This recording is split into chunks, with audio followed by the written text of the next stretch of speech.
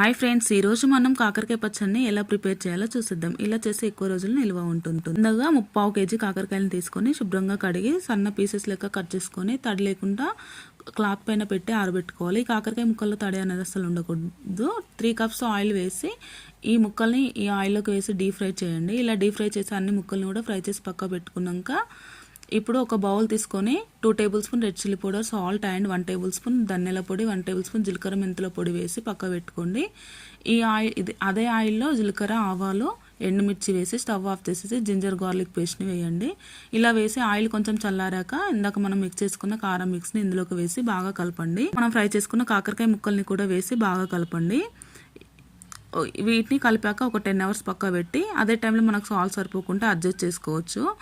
ఈ 10 అవర్స్ తర్వాత ఇందులో 2 టేబుల్ స్పూన్ నిమ్మరసాన్ని పిండండి. నాకైతే ఇక్కడ ఆయిల్ తగ్గింది. డబ్బాలోకి సర్వ్ చేసుకున్నాక ముక్కలు మునిగేలా ఆయిల్ వేసుకున్నాను. Please subscribe.